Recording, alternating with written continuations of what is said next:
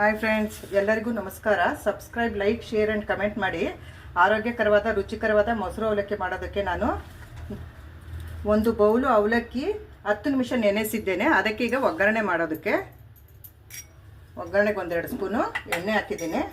ಈಗ ಅದಕ್ಕೆ ಸ್ವಲ್ಪ ಸಾಸಿವೆ ಹಾಕಬೇಕು ಒಗ್ಗರಣೆಗೆ, ಸ್ವಲ್ಪ ಜೀರಿಗೆ ಒಗ್ಗರಣೆಗೆ, ಹಾಗೆ ಸ್ವಲ್ಪ ಕಡಲೆಬೇಳೆ ಹಾಕ್ತೀನಿ ಒಗ್ಗರಣೆಗೆ, ಸ್ವಲ್ಪ ಕರಿಬೇವು,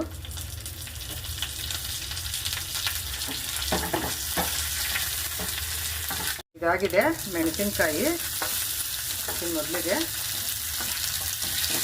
ಅದ್ರ ಜೊತೆ ಕೊತ್ತಂಬರಿ ಸೊಪ್ಪು ಹಾಕ್ಕೊಳ್ತೀನಿ ಒಗ್ಗರಣೆಗೆ.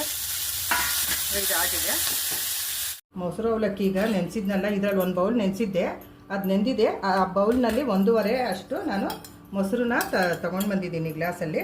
ಈಗ ಮೊಸರು ಸೇರಿಸ್ತಾ ಇದ್ದೀನಿ ಅವಲಕ್ಕಿಗೆ. ಇದು ಮೊಸರು ಹುಳಿ ಇರುತ್ತೆ ಅಂತಂದ್ಬಿಟ್ಟು ಒಂದು ಸ್ವಲ್ಪ 1/4 ಗ್ಲಾಸ್ ಹಾಲು ಹಾಕಬೇಕು. ಆಮೇಲೆ ರುಚಿಗೆ ತಕ್ಕಷ್ಟು ಉಪ್ಪು ಹಾಕ್ತೀನಿ ನಾನು. ರುಚಿಗೆ ತಕ್ಕಷ್ಟು ಉಪ್ಪು, ಒಗ್ಗರಣೆ ಮಾಡಿದ್ವಲ್ಲ ಆ ಒಗ್ಗರಣೆ ಹಾಕ್ತೀನಿ ಅದಕ್ಕೆ. ಇವಾಗ ಒಗ್ಗರಣೆ ಹಾಕಿದ್ದಾಯಿತು. ಈಗ ಇದನ್ನು ಮಿಕ್ಸ್ ಮಾಡೋಣ. ಮಿಕ್ಸ್ ಮಾಡ್ತಾಯಿದ್ದೇನೆ. ಇದು ಮಕ್ಕಳಿಂದ ಹಿಡಿದು ಹಿರಿಯರವರೆಗೂ ಎಲ್ಲರಿಗೂ ತುಂಬ ಒಳ್ಳೆಯ ಆಹಾರ. ನೀವೆಲ್ಲಾದರೂ ಹೊರಗಡೆ ಹೋಗಿ ಬಂದಾಗ ಹೊಟ್ಟೆ ಹಸಿವಾಗಿರುತ್ತಲ್ಲ, ಏನಪ್ಪ ಮಾಡೋದು ಮನೆಯಲ್ಲಿ ಏನೂ ಇಲ್ಲ ಅಂತ ಅಂದ್ಕೊಳ್ತೀವಲ್ಲ ತಿನ್ನೋದಕ್ಕೆ, ಆಗ ದಿಢೀರಂತ ಇದನ್ನು ನಾವು ಮಾಡಿಕೊಂಡು ತಿನ್ಬೋದು. ಹಾಗೆ ಬರುವಾಗ 1 ಪ್ಯಾಕ್ ಮೊಸರು ತಂದುಬಿಟ್ರೆ ಇದು ಅರ್ಜೆಂಟಾಗಿ ಮಾಡ್ಕೊಂಡು ತಿನ್ಬೋದು. ತುಂಬ ಚೆನ್ನಾಗಿದೆ.